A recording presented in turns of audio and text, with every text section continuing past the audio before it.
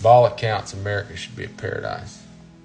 We have enough wealth to ensure that no child goes hungry, enough land to house every family, enough medicine to heal the sick, and enough knowledge to build a just and prosperous society.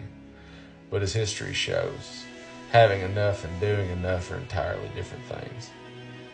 And we are at present a nation in decline, not because we lack resources, but because we lack will. Our bridges collapse, our schools crumble, our hospitals charge fortunes for salvation, and our leaders bloated with greed tell us that it simply cannot be helped. That's just the way things are, they say, as if society were an act of God rather than a collection of human choices. And so, in the grand tradition of civilizations past, we speed toward ruin, armed with the certainty that we are somehow different, that empires don't fall here.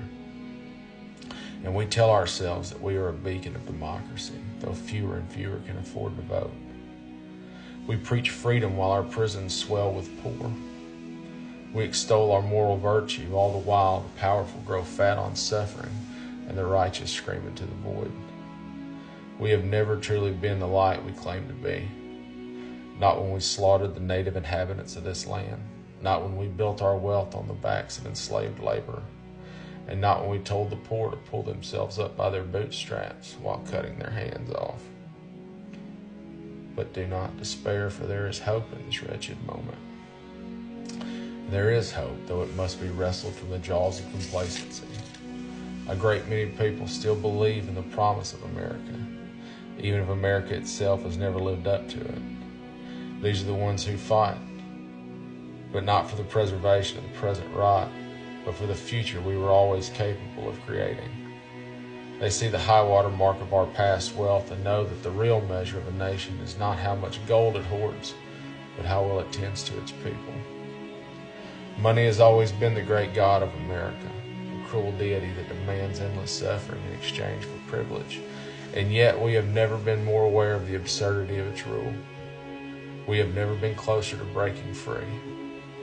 And our people are waking up, recognizing that the barriers between us are artificial, that the suffering of one is the suffering of all. Seeing through the cheap illusions, the corporate flag waving, the sermons of wolves in pulpits, and the promises of trickle-down salvation. And the question before us is simple. Will we rise to our potential, or will we let the decline become permanent? And the world watches, wondering if we will prove ourselves capable of being more than the sum of our sins. It is a choice we must make, and we must make it soon, for history does not wait for nations to regain their footing. It buries them. But let us instead look forward to a world we could build if only we decided to.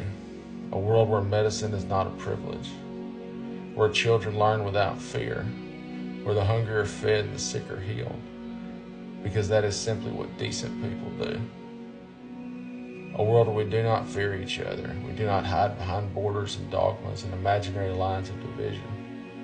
A world where we recognize that our fates are bound together. Revolutions are not always fought with guns. Sometimes they are fought with kindness, with defiance, and with a simple refusal to accept the cruelty as the nature of the order of things. If we must be a great nation, let us be great not in power but in mercy, and reject the easy path of selfishness and embrace at long last the better angels of our nature.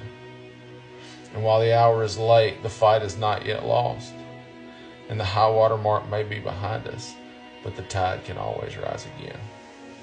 Defiance till death, y'all.